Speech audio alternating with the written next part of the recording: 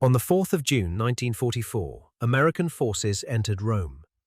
Lieutenant General Mark Clark staged a triumphal procession. He had kept the British out. The Imperial War Museum's own record of that day puts it in precisely those words. Clark had kept the British out while he staged his own triumphal procession. The British forces that had fought alongside his Fifth Army through the grinding attrition of Monte Cassino and Anzio, men of the Duke of Wellington's regiment and a dozen other formations, entered Rome 2 days later, quietly, behind the Americans, after the cameras were gone. Clark's entry made the world's front pages on the 5th of June. On the 6th, the Allied landings in Normandy pushed it from every headline that had ever printed it.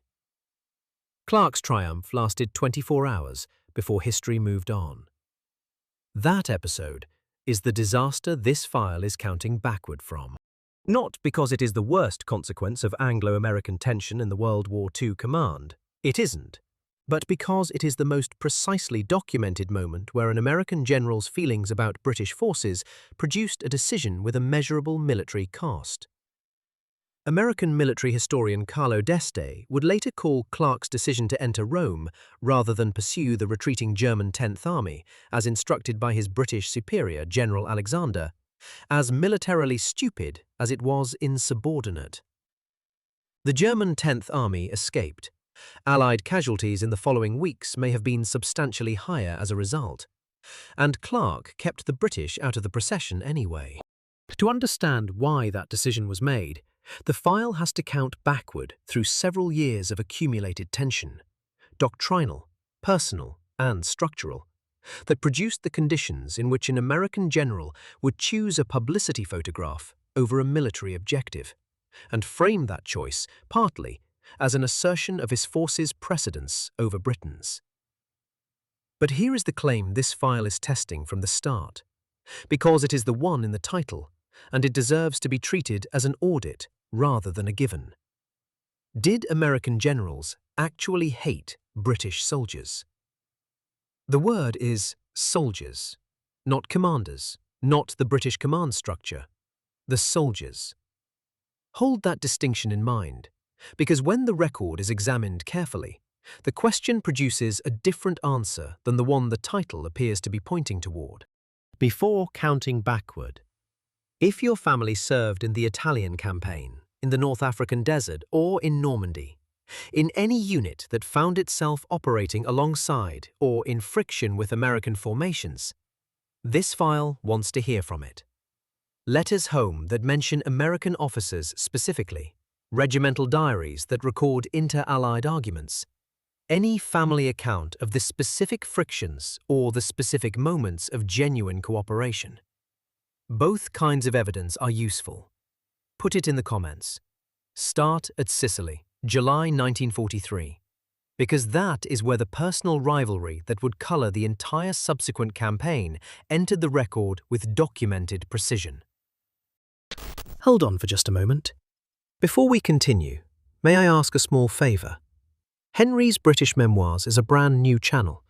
If you enjoy stories of the British Army, forgotten heroes, legendary tanks, aviation, and the lesser-known events of the Second World War, please help me reach my first major milestone, 1,000 subscribers.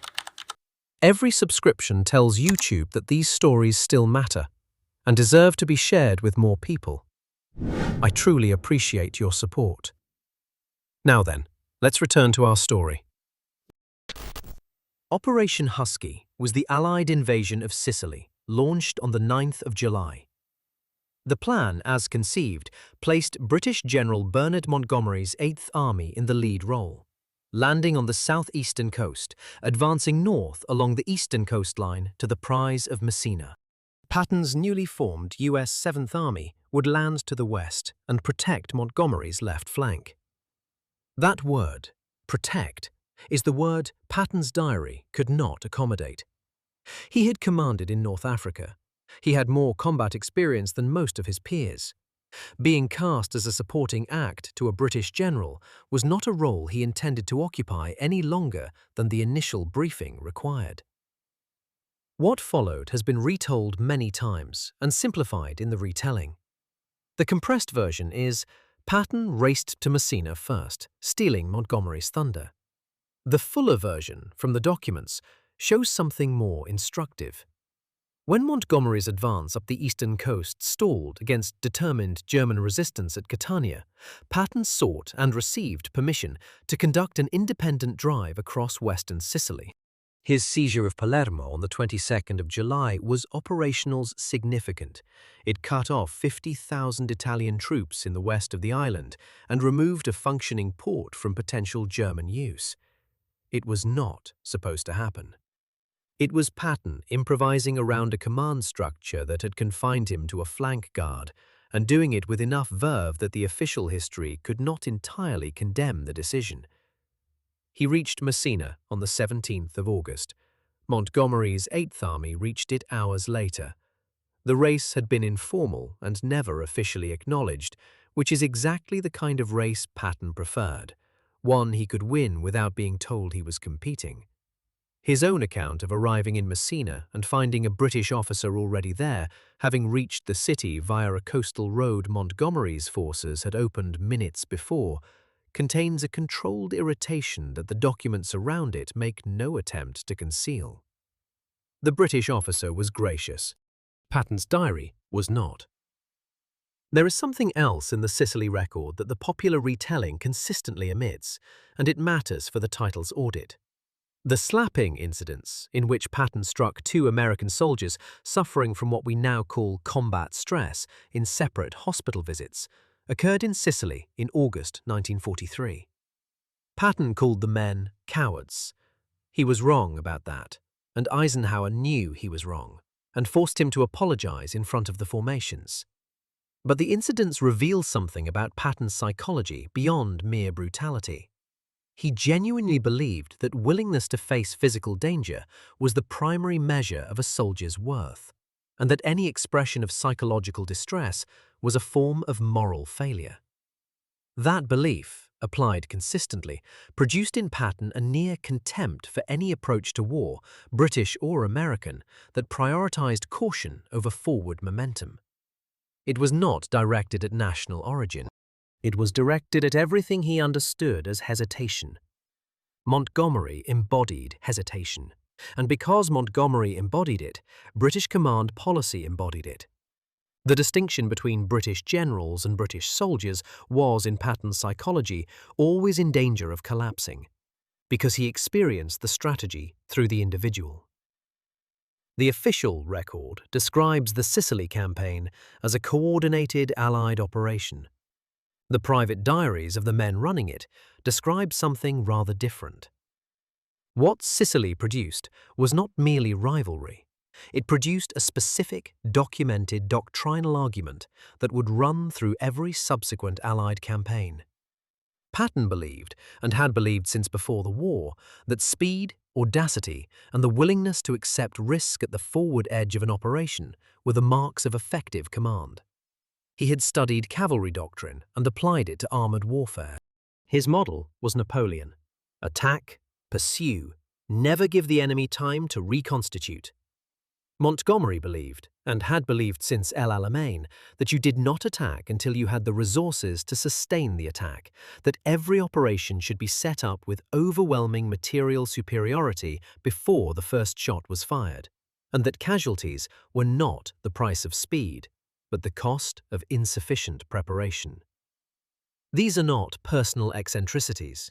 They are doctrinal positions, each with genuine operational merits and genuine operational risks.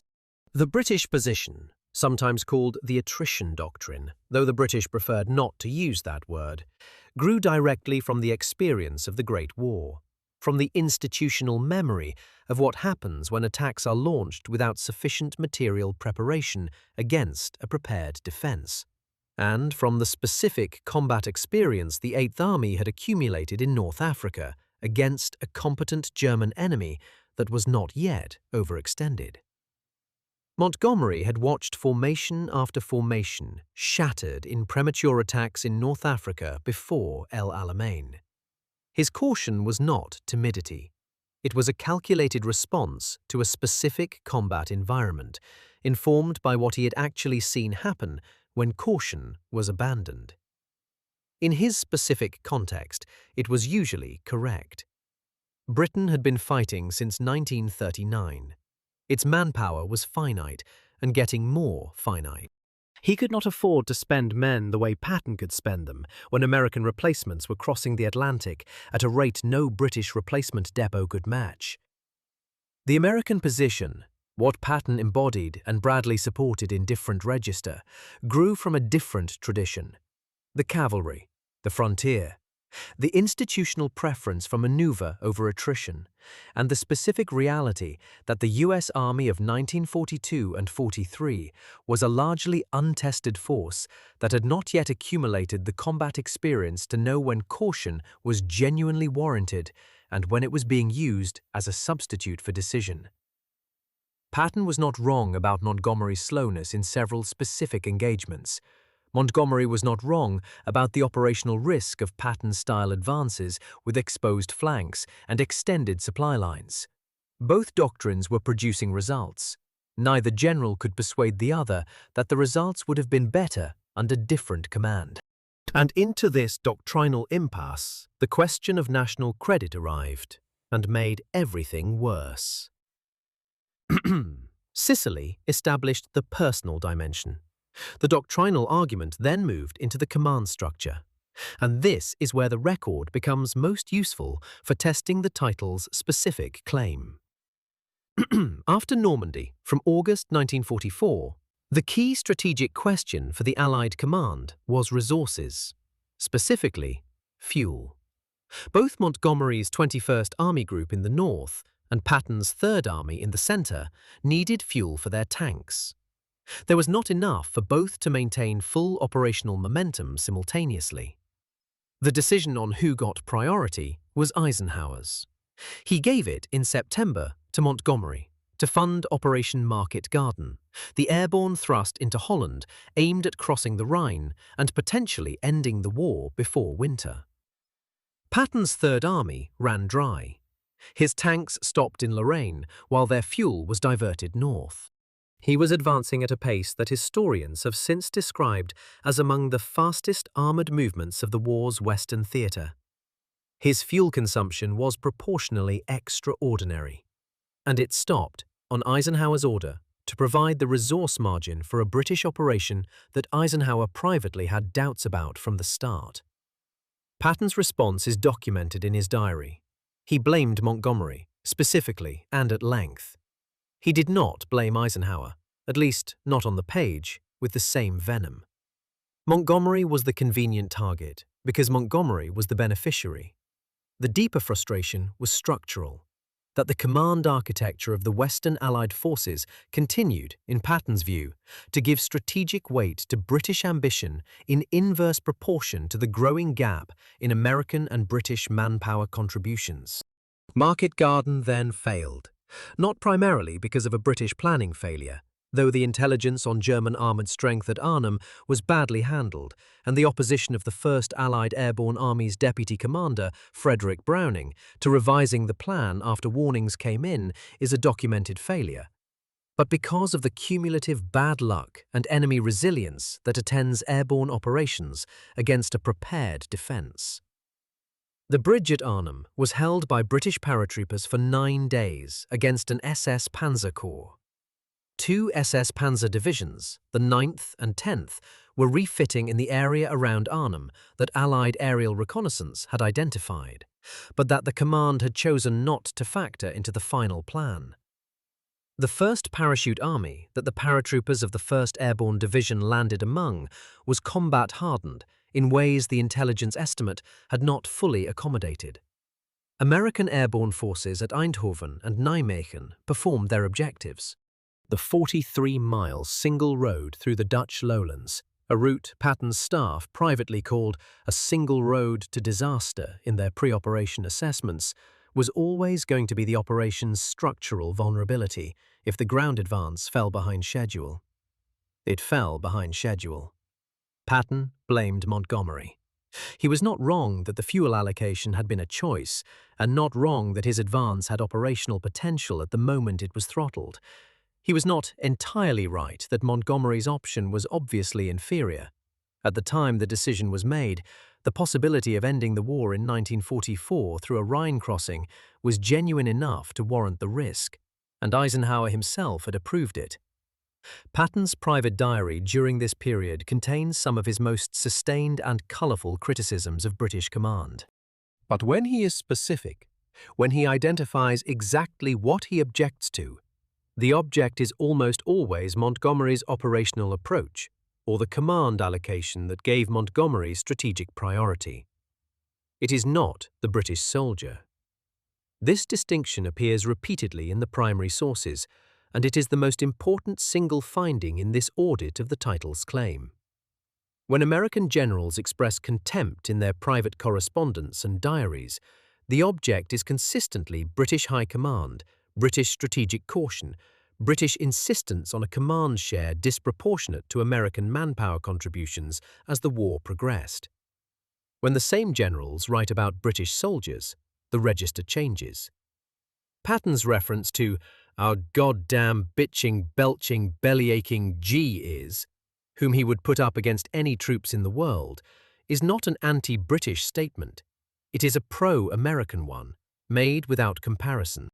When he does make specific comparisons, in his pre-Normandy speech to his Third Army, for instance, the objects of his contempt are usually the enemy, occasionally Allied generals who have crossed him, and sometimes his own high command. The British soldier at the front rarely appears as a target. The Eighth Army's performance at El Alamein and through North Africa was something Patton followed in professional detail. His private notes on Montgomery include criticism of doctrine and pace. They do not include contempt for the formations Montgomery commanded. The Ardennes crisis of December 1944 is the final exhibit this file needs to examine before it can deliver a finding. When the German counteroffensive broke through American lines in the Ardennes on the 16th of December, Eisenhower reorganized the command structure. The northern shoulder of the Bulge, including several battered American divisions, was placed temporarily under Montgomery's command. Montgomery stabilized the front. He then gave a press conference. The press conference of 7th of January 1945 is one of the most consequential communication failures in the history of Allied cooperation. Montgomery described, in terms that the assembled press could only interpret as self-congratulatory, how he had tidied up the battlefield and restored order to a desperate situation. He talked about himself more than he talked about the American formations that had done the majority of the fighting. Bradley and Patton were informed of the press conference by reading about it in newspapers. Bradley is documented as having threatened to resign his command if Montgomery's proposal to be given permanent command of the Northern Allied ground forces was accepted. The temperature in the Allied command reached a point that Eisenhower privately told the combined chiefs he might have to choose between Montgomery and the Americans. This is the episode that most closely approximates hate in the entire Anglo-American record of the war. And it is still, specifically, hatred directed at one British commander's conduct and self-presentation, not at British soldiers, not at British formations, not at British military capability. It was personal, it was institutional, and it nearly ended the alliance.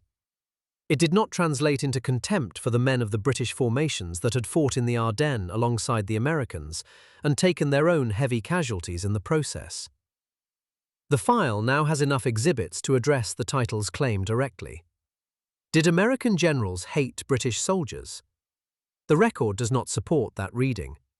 What the record shows is more complicated and more interesting.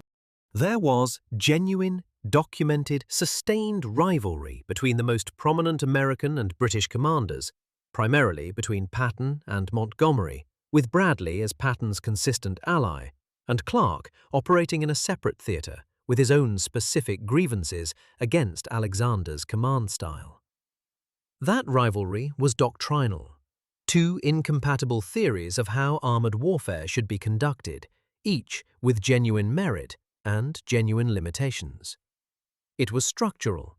As American manpower and material contributions to the Allied effort grew through 1943 and 1944, American commanders became increasingly resistant to what they perceived as British insistence on a strategic voice disproportionate to British battlefield weight. And it was political. The question of who entered which city first, whose formations appeared in which photographs, whose commanders received which decorations. All of this mattered to national morale and to the post-war historical record, and the American generals knew it. None of that is hatred of the British soldier. Mark Clark kept the British out of Rome because he wanted the credit for an American army, not because he despised the men of the Duke of Wellington's regiment. Patton raced to Messina because he was competing with a British general's operational plan, not because he held the Eighth Army's troops in contempt. Montgomery's press conference after the Ardennes made Bradley want to resign because it appeared to claim American credit for a British general, not because the British soldiers who had held the northern shoulder had not fought hard enough. The important finding, the one that most British viewers of this file are perhaps least prepared for, is that the animus ran primarily upward in the command chain, not downward toward the soldier. Where individual British and American soldiers encountered each other at the front, the documentary record is substantially different from the picture the word hate suggests. Arguments about pay differentials, American enlisted men were paid substantially more than British, created friction. Arguments about access to resources and transport produced resentment. But the persistent, structural, documented contempt that the title implies is a command-level story, not a soldier-level story. The generals had their war. The men had a different one. The file owes both a more precise accounting than the title's single word provides. The closing exhibit this audit requires is the one that most precisely identifies where the actual failure of Anglo-American relations sat, because precision is the point of the exercise. The single most damaging episode was not Patton's race to Messina, nor Clark's triumphal entry into Rome. It was Montgomery's press conference of January 7, 1945.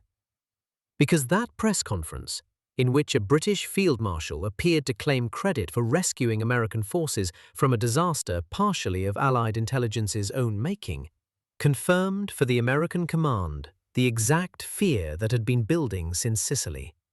That British commanders were using the alliance as a vehicle for British prestige rather than Allied victory. That perception, true or not in any specific instance, was the engine of the tension. It was not hatred of British soldiers. It was a rational, if sometimes excessive, alarm about the structural position that British command ambition was constructing at American expense. Whether that alarm was justified, whether Montgomery's operational caution genuinely cost the Allies time and lives, or whether it was the application of hard-won professional judgment to a specific operational environment, is a question historians have been debating since the first memoirs were written. The answer is probably sometimes one, sometimes the other, and almost never the simple story either side's national narrative prefers. If you stayed with this file all the way to the finding, write "command" in the comments. That is the only entry that tells me you heard the distinction the evidence was drawing between who the generals were actually angry with and what the title implies they were angry about.